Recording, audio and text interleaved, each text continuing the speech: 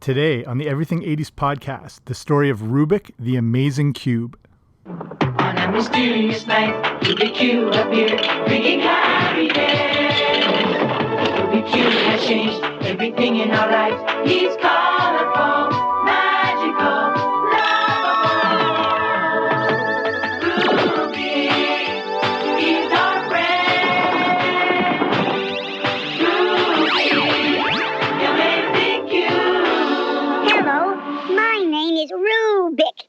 And hello, my name is Jamie, and this is the Everything 80s podcast. Thanks for coming on out today. So what do you do when you've got one of the hottest toys of all time and not sure what to do with it? You make a cartoon show, of course. Rubik the Amazing Cube was an animated show that debuted on ABC on September 10th, 1983. It told the story of Rubik, a Rubik's Cube come to life, who befriends some children while trying to avoid an evil magician. It would be a short-lived series and would only last 13 episodes. So that's what we're going to focus on here today. Before we start, if you haven't already, make sure you subscribe wherever you find your podcast. I should be there. Okay, let's go. So this might be a bit of an obscure cartoon show, and I think the average person who grew up in the 80s might not even totally remember it. I barely remember this thing. I definitely remember it, but more as just sort of like, not in a dream sense, but I was only around 5 years old, but enough that it was just sort of like a little bit mesmerizing, a little bit confusing, and it might have been that way for a lot of people too. But Rubik the Amazing Cube did have a pretty decent niche following. But, you know, since it debuted in the early 80s, it didn't have a super long run. And the thing with the 80s was this was a time when there was just an explosion of content and programming.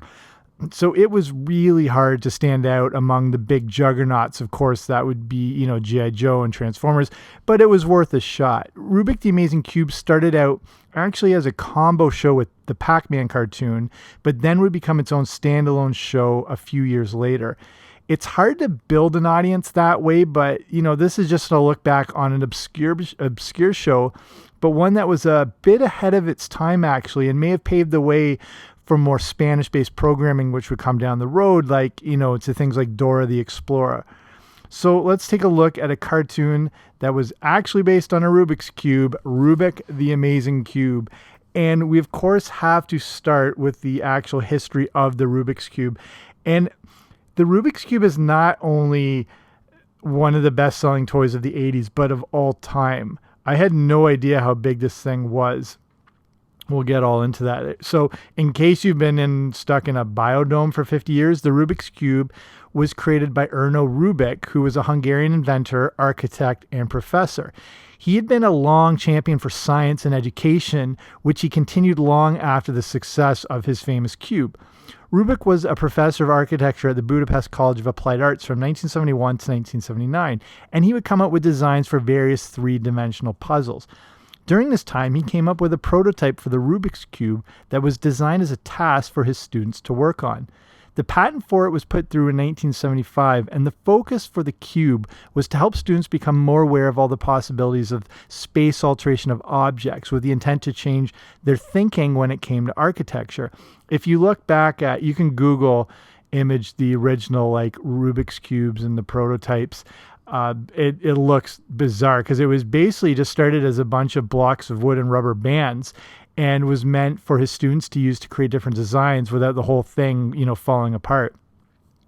The students loved it though, and since it was such a simple structure, Rubik wondered if it could be something that could be mass-produced for others.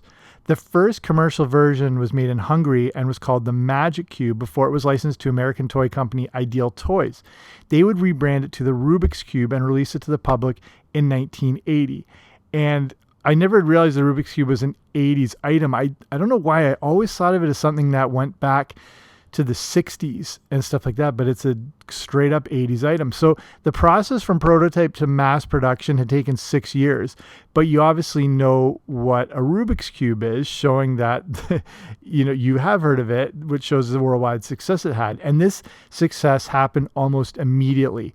It won several Toy of the Year awards for 3 straight years, and to date has sold around 350 million units, making it, again, not only one of the best-selling toys of the 80s, but of all time.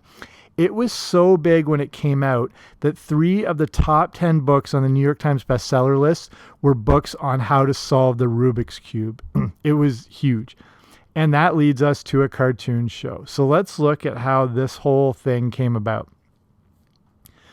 Again, like I had vague recollections of this cartoon, again, being younger and not remembering that it came out early in 1983. Like that's going way back, but it all makes sense now if you realize that the Rubik's Cube was an 80s product and it would have been hitting its stride by 1982. This would, of course, lend itself to more branding, no matter how ridiculous it might seem. So you have to strike while the iron is hot. So I don't know, with myself being 5 years old at the time, I don't know if I would have been the prime target for the Rubik's Cube. Probably not. I think it was geared towards older kids into teens and then, of course, adults. And, again, depending how old you are, you might not remember any of the hoopla going into the cartoon show. You might be a bit older and remember this, but it was a real phenomenon, this idea of this cartoon, of this super hot toy coming to Saturday mornings. If you think of all the ridiculous things that have been turned into cartoon shows over the years, this actually makes total sense. So the cartoon show would be produced by Ruby Spears Enterprises, made up of Joe Ruby and Ken Spears, who had previously been sound editors at Hanna-Barbera. Eventually, while working there, they were tasked with coming up with a mystery-based cartoon series for Saturday mornings, and they came up with a pretty good one in 1969. It was called, of course, Scooby-Doo, Where Are You? They would branch out in 1977 to create their own production company, and over the years, it would bring us things like Fang Face, Thunder the Barbarian, Alvin and the Chipmunks, The Sectors, Mr. T, the Police Academy animated series, Mega Man, The Centurions, bunch of stuff. In the early 80s, they needed to capitalize on a few growing fads, specifically the Pac-Man video game and the Rubik's Cube. And this led them to developing the Pac-Man Rubik The Amazing Cube Hour, which is a mouthful. This was a combo show, which was a 1-hour block aired on ABC starting on September 10th, 1983. So we're looking, just at the premise of this cartoon. And again, if you like most cartoon shows from the 80s, you just had to watch the intro or listen to the intro theme song and you were immediately up to speed with the whole show.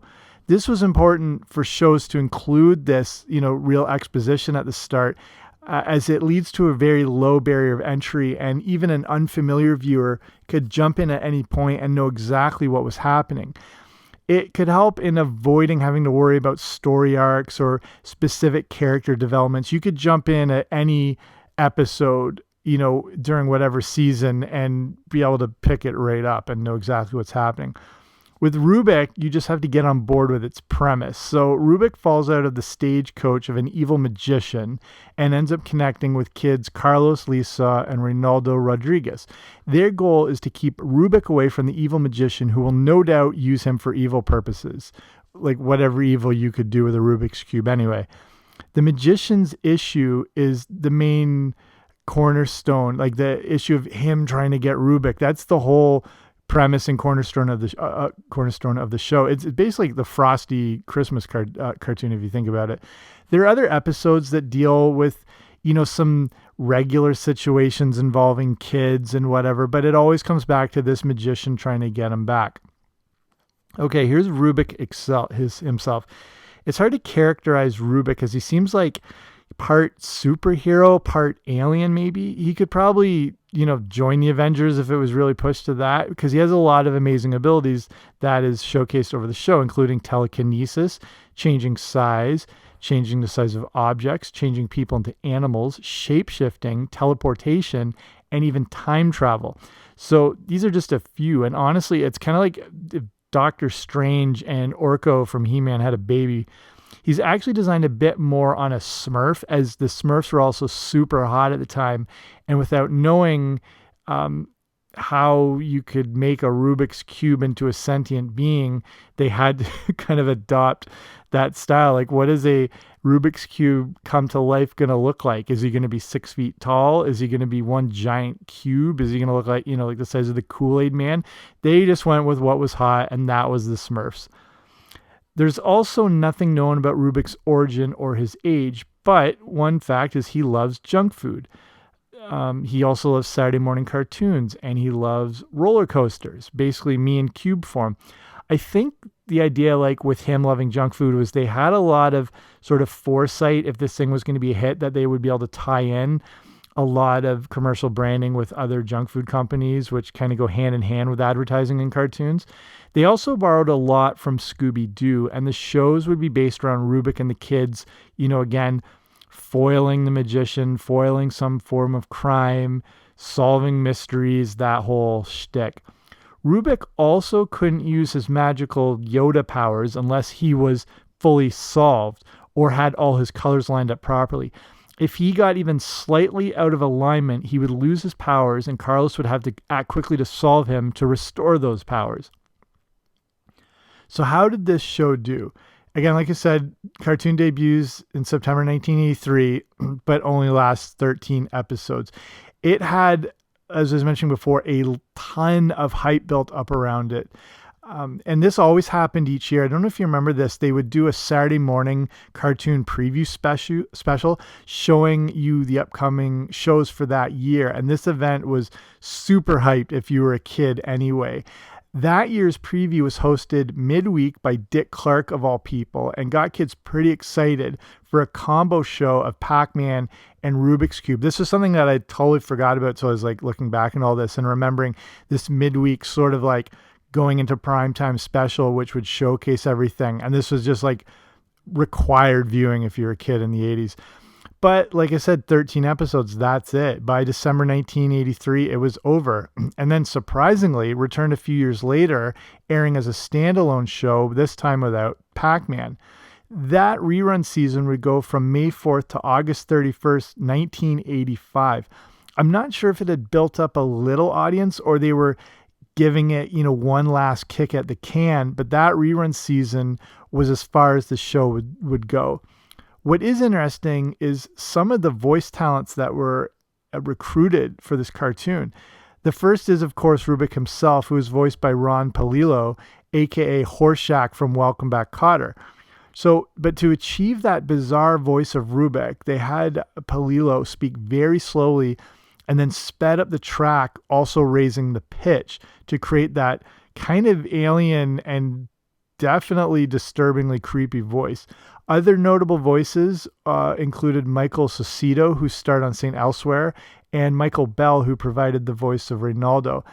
It's worth taking a second look at Michael Bell because if you watch pretty much anything in the 1980s and 90s, there was a good chance he did a voice on it. Here's a few samples. He was Riddler on the Super Friends, Dr. Octopus on Spider-Man and His Amazing Friends. He played Grouchy Smurf, Lazy Smurf, and Handy Smurf. He was the voice of Prowl, Scrapper, Sideswipe, Bombshell, First Aid, and Swoop on Transformers and Transformers the Movie. He was Duke and Blowtorch on G.I. Joe. He was Lance and Sven on Voltron. He was Bruce Banner on The Incredible Hulk. He was Darkwing Duck. He did voices in DuckTales, Scooby-Doo, Garfield and Friends, Mr. T, My Little Pony. I'll stop because this goes on forever. Not to mention this guy's been in every video game you've probably ever played. Look the guy up if you want to see how pivotal this guy was to the 1980s. So here's the relative impact of Rubik the Amazing Cube. This show was, like I said, it's relatively groundbreaking as there was not a lot of Hispanic and Spanish-based entertainment out there, especially in cartoons. That's still a bit of the case today, but in 1983, it was a pretty big deal to have a show take this approach. Even though it was short-lived, a show like this was able to pave the way for future shows, like I mentioned, Dora the Explorer. Rubik the Amazing Cube was able to portray Hispanic kids doing everyday things and never went the cheap route that cartoons have often done with Spanish-speaking characters. Even the theme song kept the Hispanic flavor of the show and was actually performed by Puerto Rican boy band Menudo, but not the iteration with Ricky Martin. That was a little earlier version of Menudo. So I'll start wrapping it up here. There you go. A pretty obscure show that not only was striking at the height of popularity for a toy, but was able to take a different direction than other run-of-the-mill cartoons. They're obviously getting on top of this toy craze while they had it, but they at least had a little bit of sort of creativity to maybe go a different direction and maybe do something not overly groundbreaking, but a new approach that hasn't been done in cartoons at the time. Rubik the Amazing Cube was not required viewing for me, like I said, when I was a kid, because I was just maybe a little too young to catch it. And I think, like I said, it maybe slipped through the cracks with the bombardment of all the other content we were getting in the early 80s. It may be one of those shows that triggers a memory for you, or you may be just hearing about it for the first time. Again, like this was an age when you had to throw everything at the wall and see what stuck. If something was hot, you had to jump on it and see what kind of lifespan you could get out of it. This was the time of, and again, I've covered this so much on the show, the time of deregulation, where all the restrictions were taken off what could be presented to kids. Before that, before Ronald Reagan became president, there was a lot of these restrictions. So what amounted to advertising to children, and cartoons couldn't be used to sell more toys, but basically everything was lifted in the 80s. And advertisers, companies, producers had free reign to do whatever they wanted, make as many cartoons as they wanted, make commercials that looked like cartoons. Everything was out the window. That's why you see a 300% rise in new intellectual properties, characters, and creations going into the 80s. Because they had been restricted for so long at like attacking kids with all this content and trying to gain this audience. So they just put out any sort of cartoon or product they could think of and see what was going to be a hit. And with Rubik the Amazing Cube, it didn't work. Again, when it comes to a Rubik's Cube, I'm not sure how much life you can get out of this idea. And I think their hope, again, was that it would somehow create a second Smurf-like craze. That's why they really copied that look of the Smurfs. Clearly it didn't happen, but it remains an interesting part of the early 80s cartoon landscape. So I'll finish it there. Hopefully you liked the show, learned a little something. Again, check out, you can find the odd Rubik the Amazing Cube cartoon, like full episodes on YouTube, so have a look for that. But again, if you haven't already, make sure you subscribe wherever you find your podcasts. I should be there. I will be back soon with a new episode. Don't you dare miss that. And since it might already be in your head, let's just finish with the Rubik the Amazing Cube theme song to finish. Okay, see you later. Bye. On a mysterious night, Rubik Cube appeared, bringing happiness. Rubik Cube has changed everything in our lives. He's come.